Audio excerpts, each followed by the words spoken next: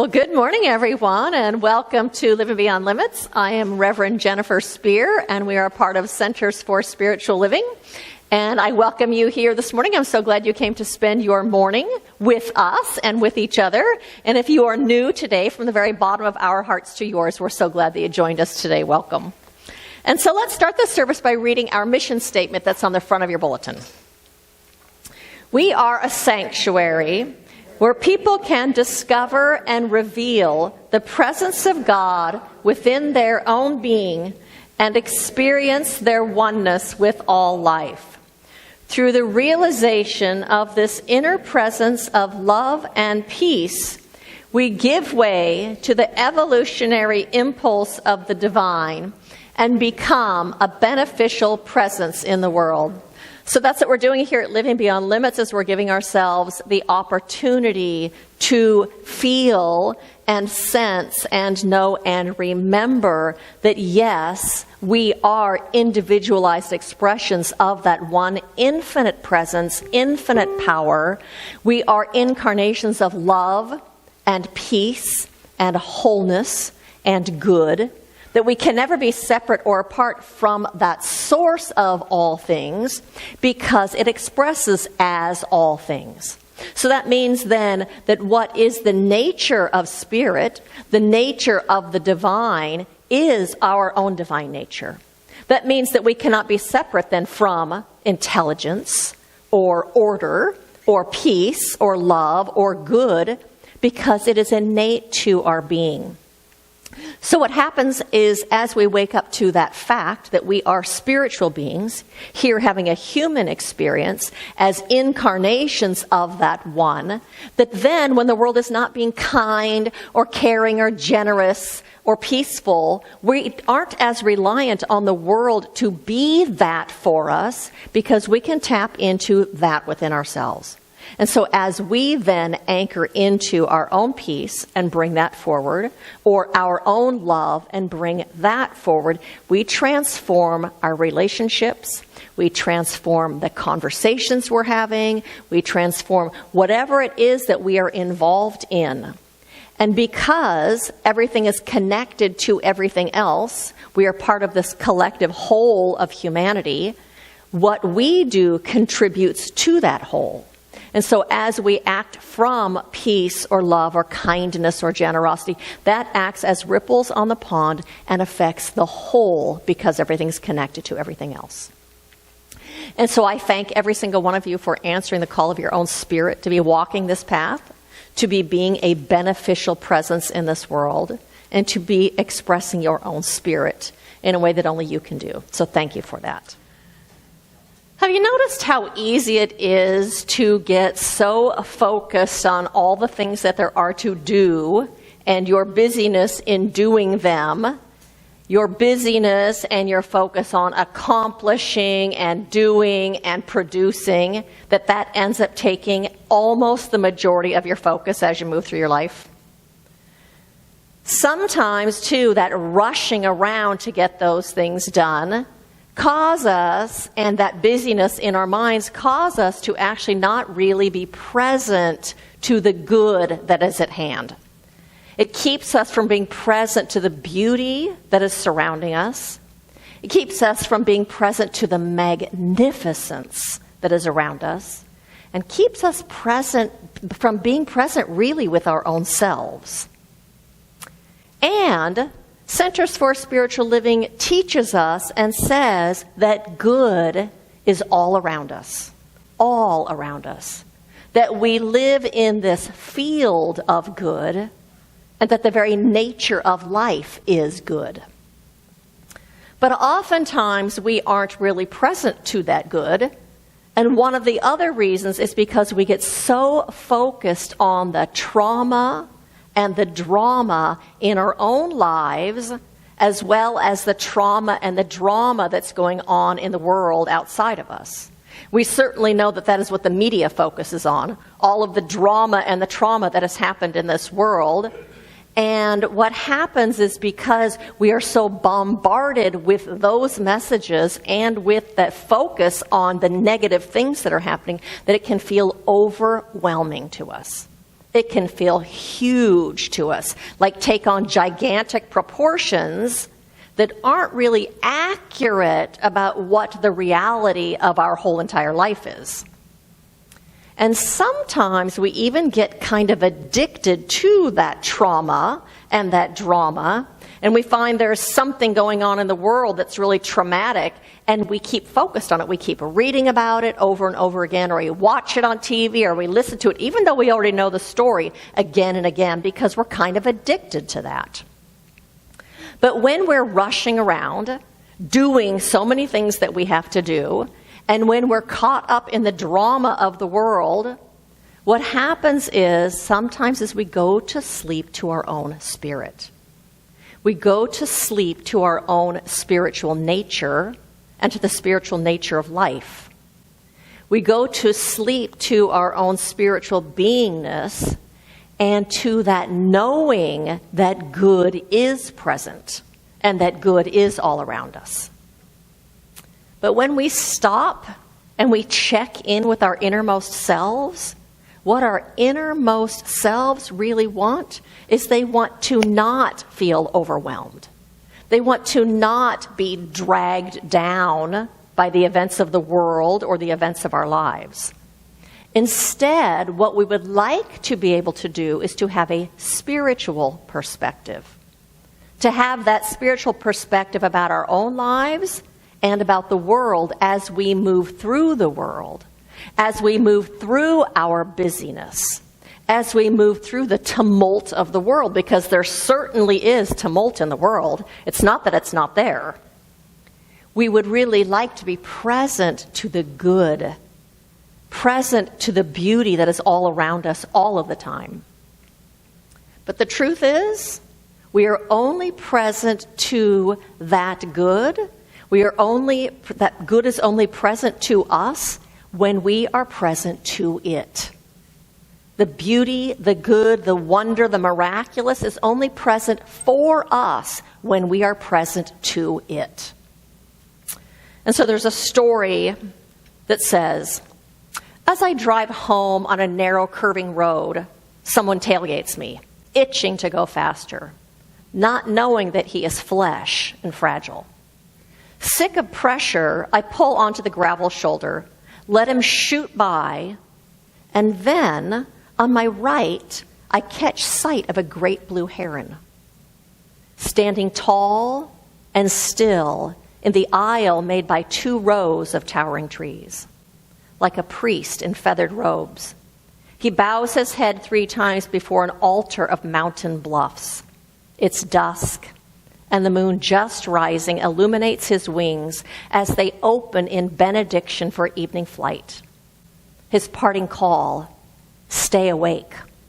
Holiness may spread its wings for you at any moment.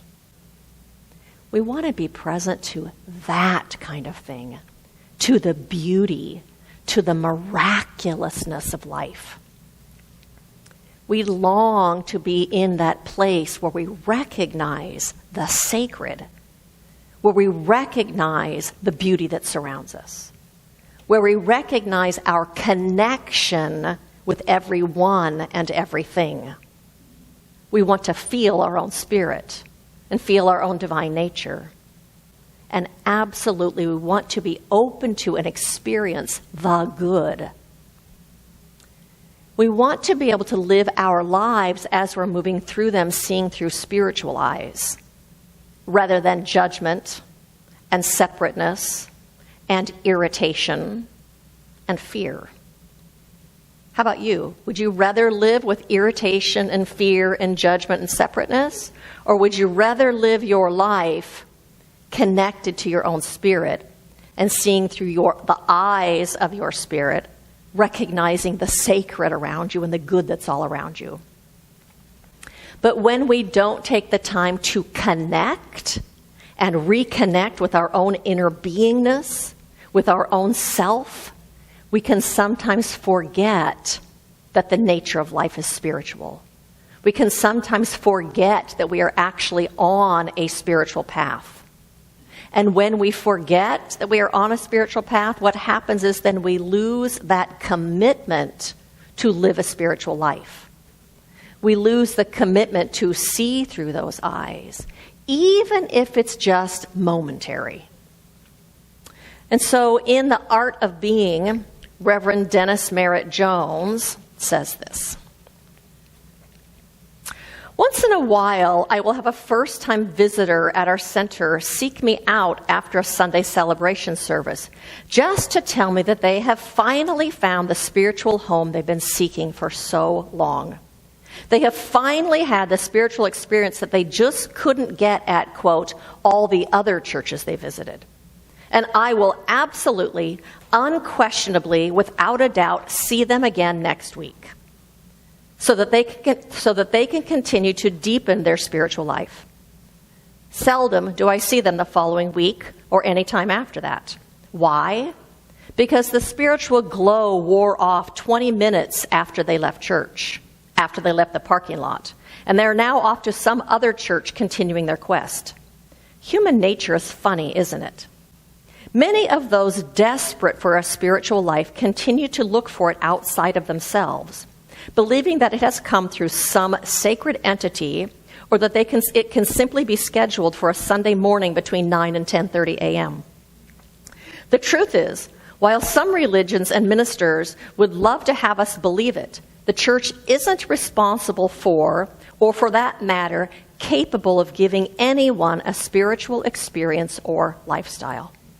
A church, a minister, and rituals are great reminders for our connectedness to God, but the experience must always be a, quote, inside job. As for lifestyle, what about the other 6.5 days of the week? This is where mindfulness comes in. The fact is that life is a spiritual experience. We simply need to awaken to it. There is as much of God's presence in us and around us when we are mowing the lawn, taking a shower, taking out the trash, signing a business deal, or changing the baby's diaper as there is in the most sacred temple, ashram, mosque, or church on the planet. We don't have to change into any special clothes or even say any special words. It's as simple as remembering to remember that every action we take is sacred. Every relationship we enter into in the course of the day is sacred. Every breath is sacred. Every holy instant is sacred. Your life is a sacred thing. That is a profound thought, isn't it? Think about this. You don't have to seek a spiritual experience. You are a spiritual experience.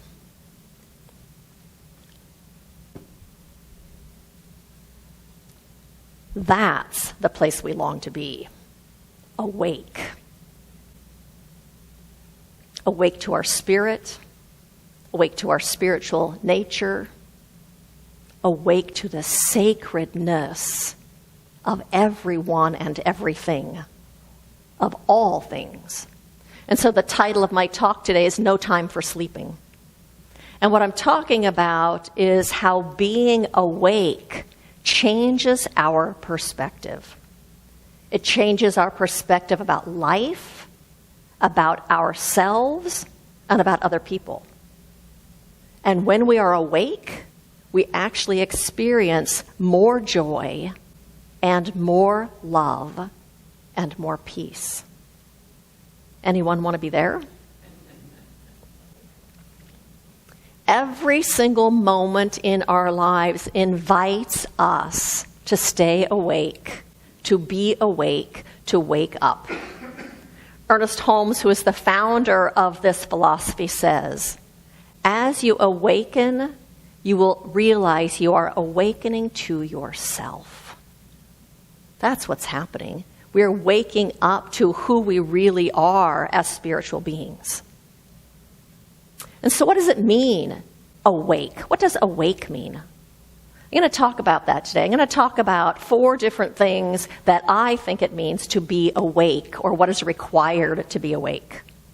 I think the first one is, in order to be awake, it takes a willingness to question things and to question your own perspective. It takes a willingness to realize that your everyday perception of things might not be accurate, or it might not be a complete understanding, that things are much more complex than what they appear to be on the surface. It could be akin to walking in someone else's shoes. When you walk in someone else's shoes, that is what allows you to understand why they are the way they are and how they are, once you understand from their perspective. I think realizing that our perspective is not always accurate, just that in itself loosens the grip on our judgment about people, our judgment about people and things. Just knowing that we might not know the whole story, that what we think might not be the whole picture.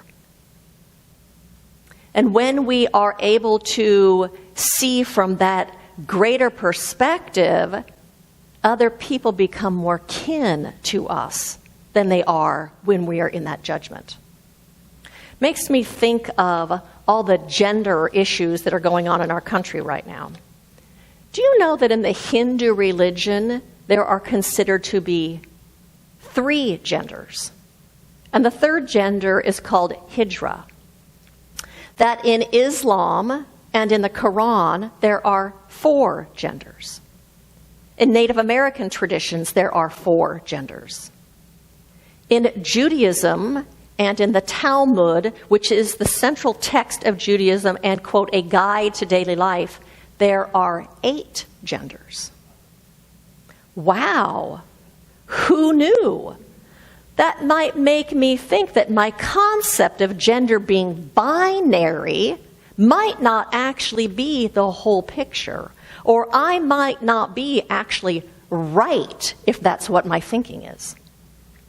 That might be a partial perspective or a limited perspective. It also makes me think of Father Gregory Boyle and the work that he's doing.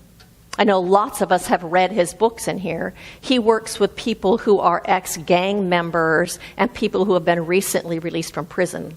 And he's written several books. And in his book, part of what he talks about is their life experience, and often about the abuse that they endured as children, the neglect that they endured as children, and how that has caused them to have the beliefs they have about themselves and the belief they have about life.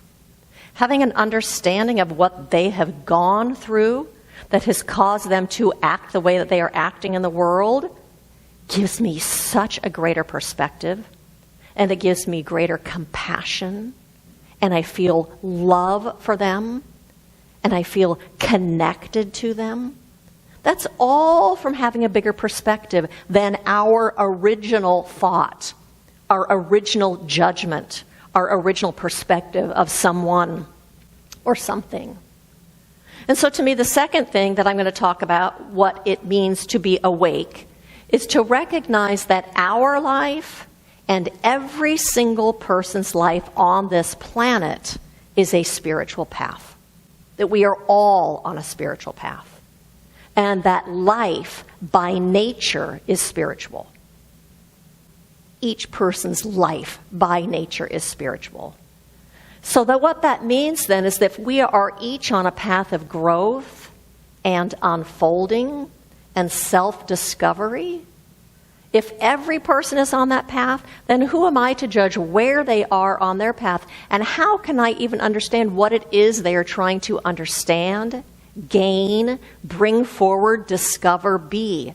But what I can know is where they are, it is serving their soul in doing that.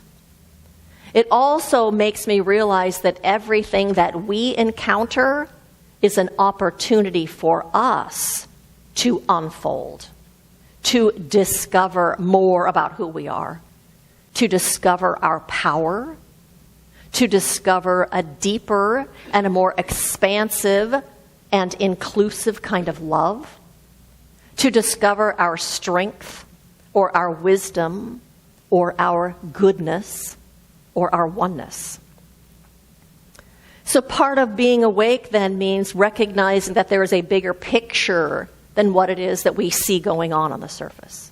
That bigger picture is that spiritual path, that there is more to life than what we see on the surface. That means we allow ourselves to be teachable, and it also means that we step up and act as the change that we wish to see in the world, because that is part of our unfolding and self-discovery. And so the third thing that I think is included in being awake is that we understand that we get to choose how we view the world. That we can choose the world through judgment, choose to see the world through compassion or through judgment. That we can see the world through the eyes of fear, the eyes of being separate from each other, or we can view the world through our heart and our connection and our oneness. When we are awake, we live connected to our self, our capital S self. When we are awake, we are connected, live our lives connected to our spirit, and we live our lives connected and aware of the truth of oneness, that we are connected to every living thing on this planet. We are all connected.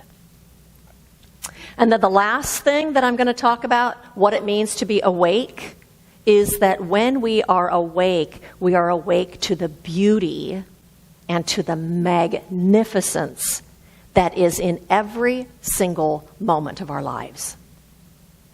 The miraculous and the beauty in the mundane.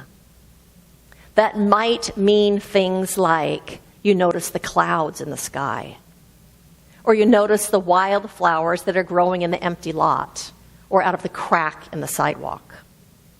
It might mean that you notice the beauty in a baby's face, or the beauty in the love that that mother is sharing with that baby.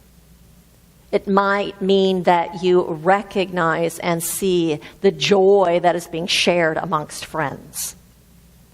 Or even, how about just the miracle of the fruits and vegetables that we get to eat? The variety of colors. That is miraculous. Those things come out of the earth. That is a miracle, all for us to consume. Or how about just recognizing the kindness of strangers? All of that is being awake. I went to a concert this week at the Nature Center at El Dorado Park, and it was so much fun. It was beautiful weather and a beautiful breeze, and of course there was music. And so many people in the audience were singing along to the music, which was super fun. And there were old friends greeting each other who hadn't seen each other in a while. And there were people who were making new friends that were there. And of course, it's so incredible just to be in nature with the green trees around and the pond and the birds. It was just absolutely lovely. I rode there with one of my friends who's a member here, Ginger, and when we were driving to the park, her battery light came on the dashboard of her car. And she was concerned and was talking about these weird things that have been going on with her car, other kinds of things. And so we went to the concert and enjoyed it, and we are dancing. People are dancing up on stage. We're dancing in the back. It was just the celebration and this joy of life. And so I told her when we were going to leave, I said, why don't we follow you home? Because Colleen had come, and I was going to go home with her. We'll follow you home just in case something happens to your car. So we're driving home. Lo and behold, her car dies in the middle of the street, right as we're entering an intersection.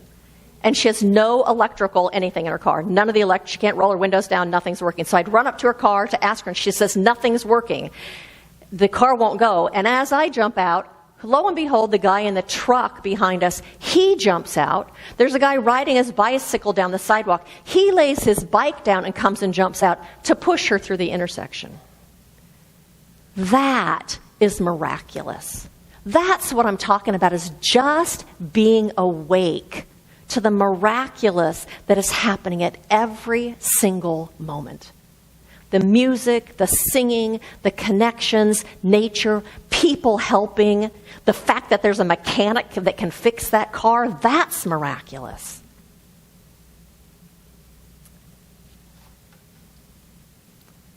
Jack Kornfield, in his book, Buddha's Little Instruction Book, says, "Those who are awake live in a constant state of amazement." Those who are awake live in a constant state of amazement. All it takes is perspective.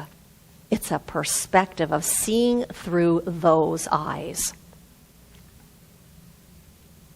And so there's one question that's on your little insert. And so I'm going to ask you that. And if you would like a pen, if you don't have a pen, will you raise your hand?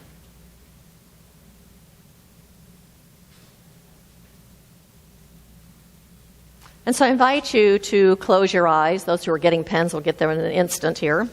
To close your eyes and to ask yourself, what would I do if I were more awake? What would I do differently? How would I be? What would I do if I were more awake?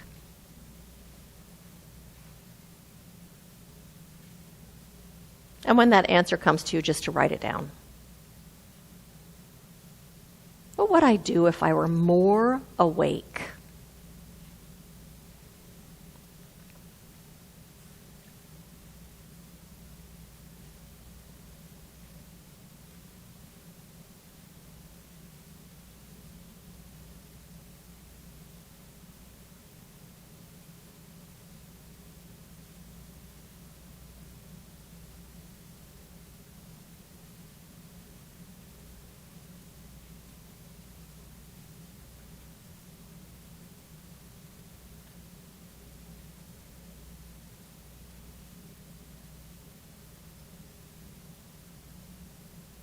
What would I do if I were more awake?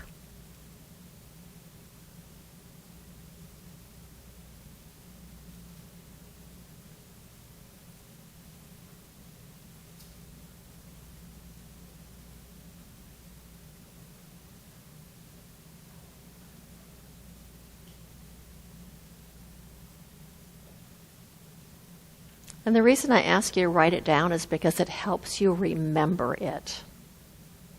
And so here's the cool thing. If you are more awake, you would be doing that thing, but just doing it helps you awaken. Just practicing doing that helps you be more connected to your own spiritual nature, to your own spirit. And so do that thing this week. Friedrich Hebel says, "What you can become, you already are." What you can become, you already are. It's just about fanning that flame. And so I'd like to share another story with you. This is by Reverend Scott Aubrey. He says, "There once was a very great and holy rabbi. Whenever misfortune was threatening the Jewish people, he would go to a certain part of the forest to meditate. There, he would light a fire and say a special prayer, and miracle of miracles, the misfortune would be averted. After he died, tragedy once again threatened the Jews, and one of his disciples sought help from heaven. He went to the same place in the forest and said, 'O Lord our God, ruler of the world, I do not know how to light the fire, but I know how to say the prayer.' And miracle of miracles, it was accomplished." Many years later, another rabbi feared for the lives of his people, but he had only heard the vague tales about this tradition. Yet desperate for a miracle, he went into the forest and prayed, "O Lord, I do not know how to light the fire. I do not know the prayer, but I do know this place, and I trust that it is enough." It was, and the miracle occurred. Generations later, yet another rabbi wanted to help his people overcome misfortune. He sat at home and spoke to God, saying, "I have no idea where the place is in the forest. I cannot light a fire. I do not know the prayer. All I can do is tell you the story. I hope it is sufficient." And again, the miracle occurred. We don't have to figure out the exact belief system or get things just right.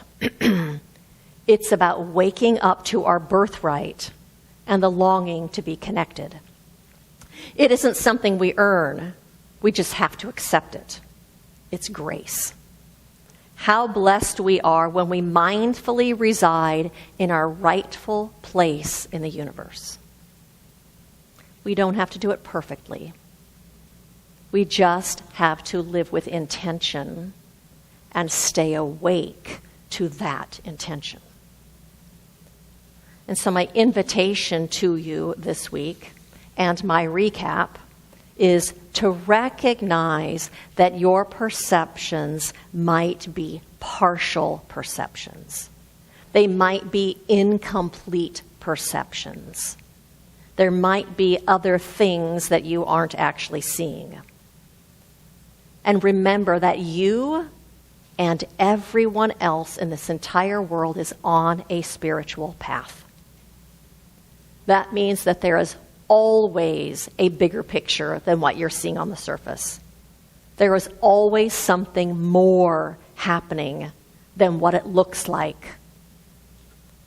And to remember that you can choose how you look at the world, through judgment, through fear, or through your heart and through your spirit. And so especially this week, stay awake to the beauty that is in every moment. Stay awake to the miraculous that is everywhere, the miraculousness of everything. And as you do that, you'll be experiencing more joy and more love and more peace. Awake to your own spirit and awake to the spiritual nature of life. And so blessings to every single one of you on this path of remembering, this path of bringing your spirit into this world and living as the magnificent spiritual being that you are. Blessings to all of you.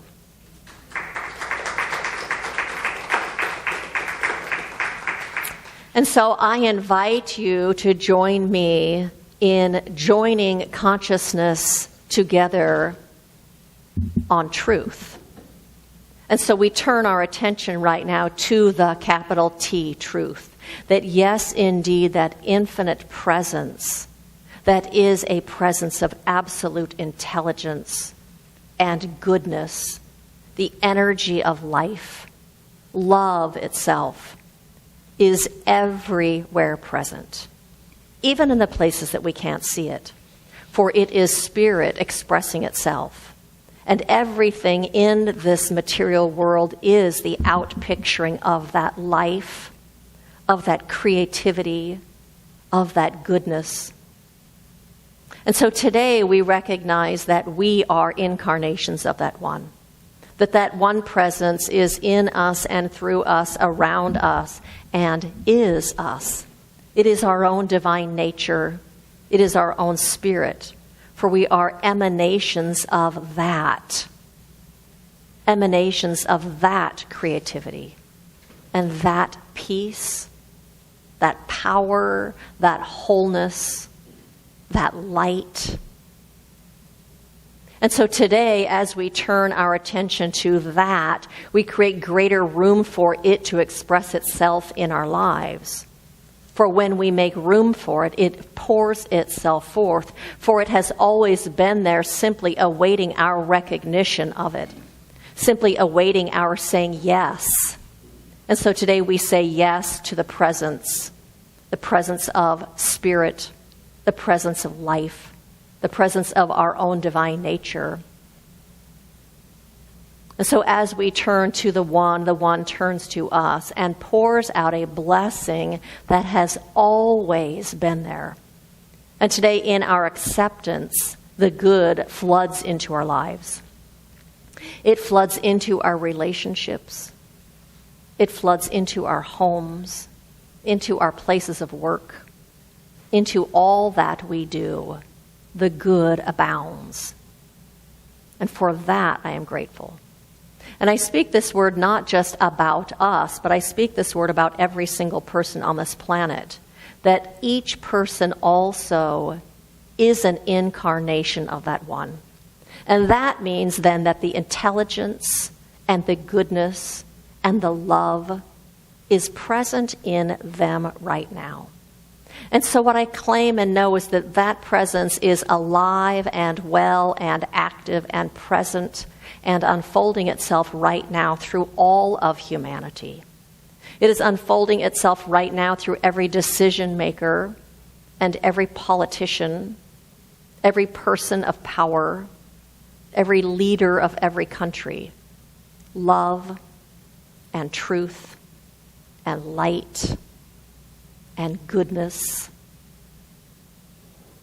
and the realization of oneness, the oneness of humanity.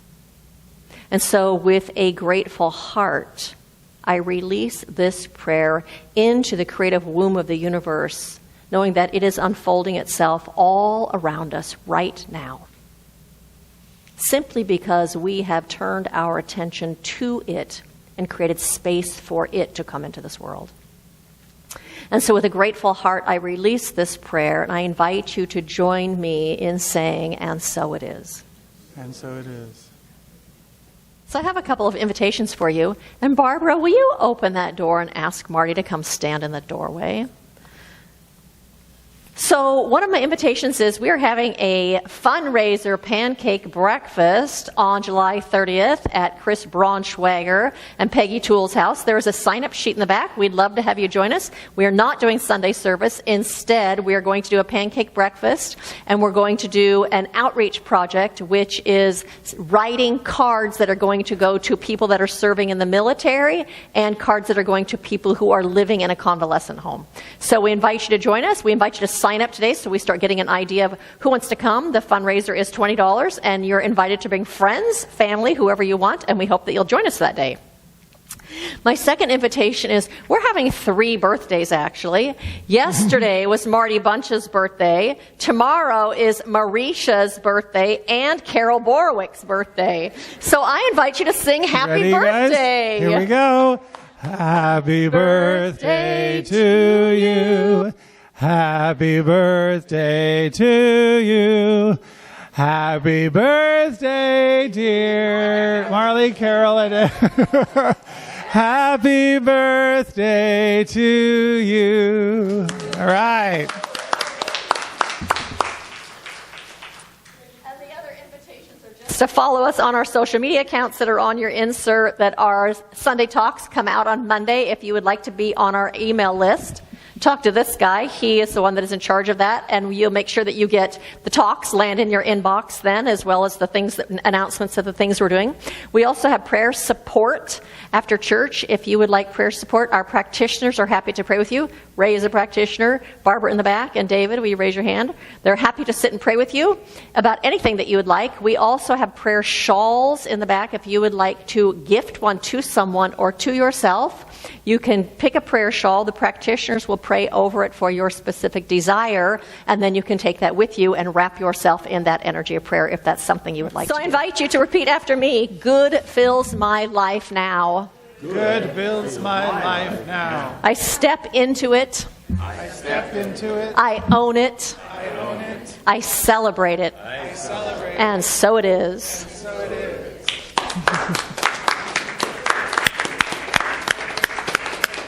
Thank you, dear.